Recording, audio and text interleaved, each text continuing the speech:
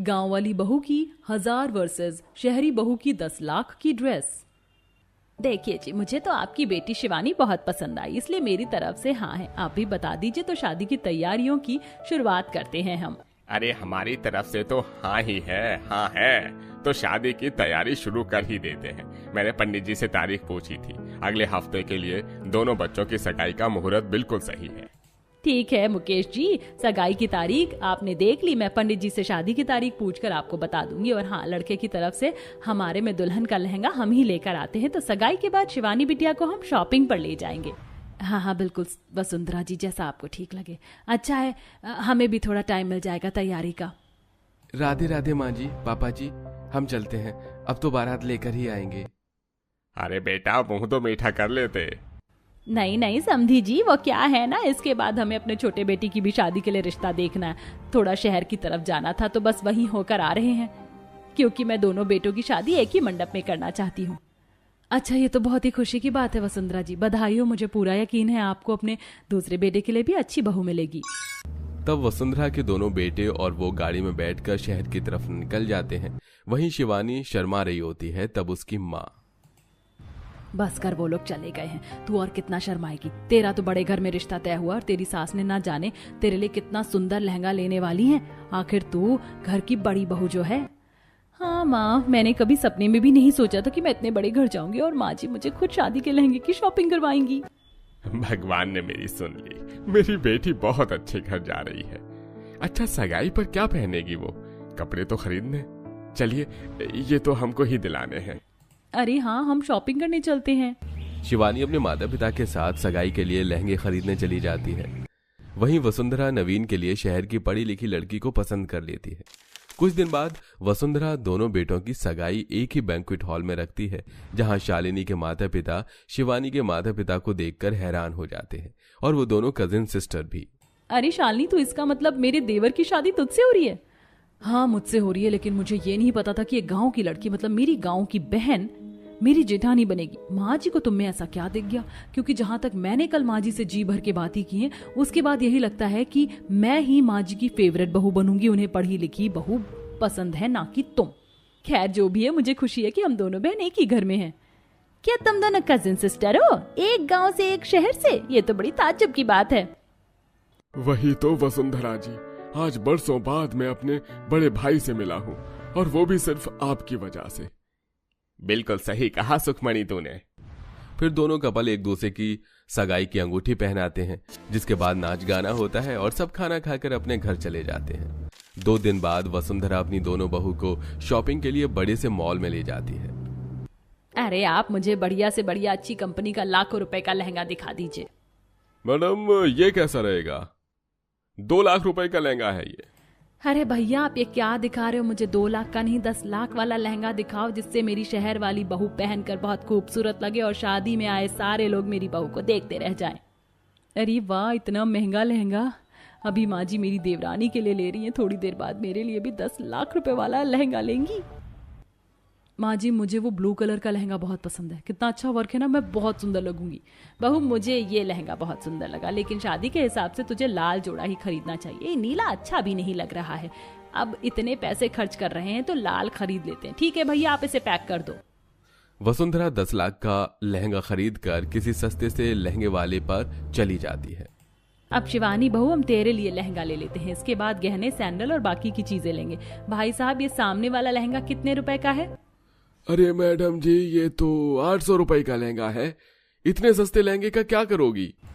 अरे ये लहंगा तो बहुत सस्ता है, ऐसा करो आप 1000 रुपए वाला लहंगा दिखा दो बढ़िया सा। ये देख बहू, ये अच्छा है। वाह माँ जी, ये लहंगा तो मेरे लहंगे के आसपास भी नहीं है। वैसे अच्छा है, ये गांव वाली 1000 रुपए के लहंगे में ही अच्छी लग रही है। शिवानी की आंखों से आंसू निकल आते हैं और वसुंधरा लहंगा पैक करवाकर दोनों बहू के साथ बाकी की शॉपिंग करने लगती है। शालिनी, शिवानी बहू, तुम दोनों के लिए ये सैंडल ठीक रहेगी ना? हाँ माँ जी, आई लव इट। जी माँ जी, बहुत अच्छी है। मैंने कितने सपने सजाए थे लहंगे को लेकर, लेकिन माँ जी ने तो मुझसे पूछना भी गवारा नहीं समझा, पर मुझे इतना सस्ता लहंगा दिलाया है। कोई बात नहीं।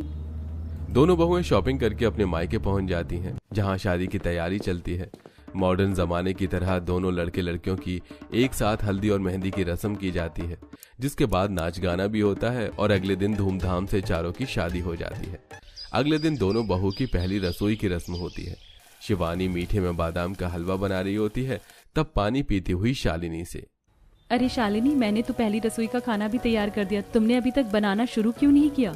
ओ बकवास बंद करो तुम गांव की गवार, तुम कर रही हो ना ये पहली रसोई की रस्म, बहुत है, मुझे ये सब बनाना नहीं आता, मैं शहर में पली बड़ी हूँ, मेरे यहाँ ऐसा काम नौकर करते हैं। शिवानी बहू, तू मेरी शहर की बहू को कुछ मत बोल, वो ये सब कुछ नहीं करेगी। बहू तू आराम कर, और ये ले मैंने तेरे लिए चॉकलेट और ये शेक बनाया है, इसे पी ले, गर्मी लग रही होगी ना।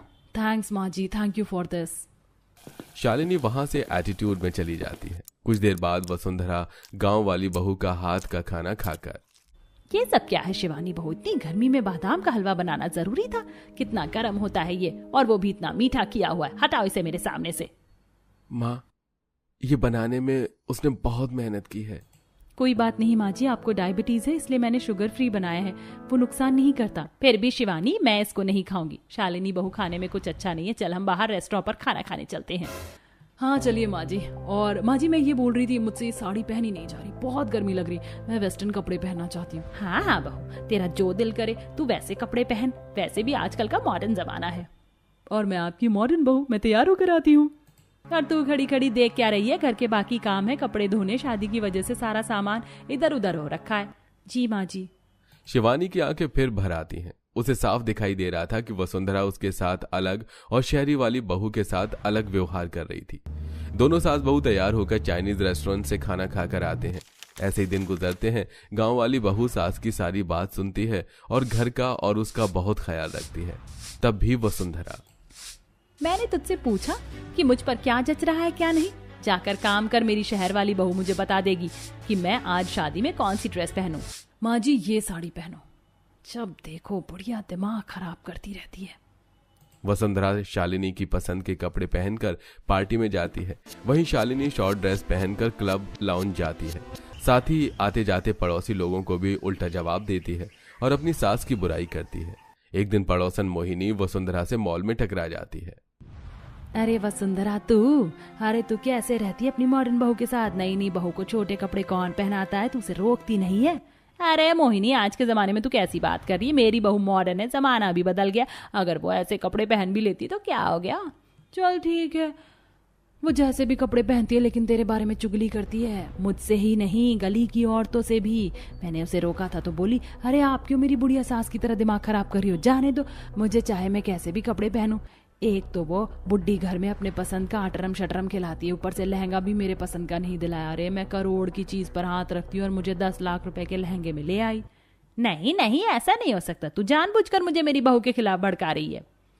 वसुंधरा, मोहिनी झूठ नहीं बोल रही है, मेरी बेटी एक रेस्टोरेंट में उसी की टेबल के पीछे खाना खा रही थी, वहां पर भी वो तेरी चुगली कर रही थी अपने दोस्तों के साथ कि बुढ़िया उसे आते जाते परेशान करती, जबरदस्ती उसे तेरे मुंह पर तारीफ करनी पड़ती है।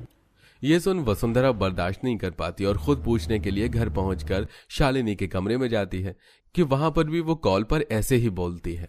अरे हाँ यार, अब मुझसे बुढ़िया की जी हजूरी नहीं होती, जब देखो बार बार मेरे कमरे में आ जाएगी, बहू ये खा ले, बहू वो ले ले। पर तुझे पता है मेरी शादी में कितनी सारी फ्रेंड्स ने मेरा मजाक उड़ाया, 10 लाख रुपए का लहंगा दिलाया था बुड्ढी ने, वो भी अपनी पसंद का, मेरी पसंद भी नहीं पूछी।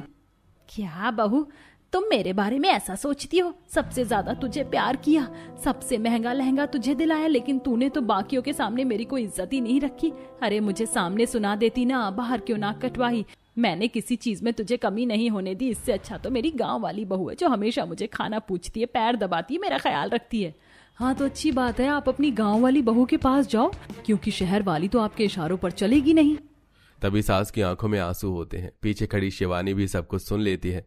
सास बहू से गले लग उससे माफी मांगती है, जिसके बाद वो उसे करोड़ों का लहंगा दिलाकर उसे खुश करती है और अपनी सिर्फ गांव वाली बहू के साथ ही रहती है।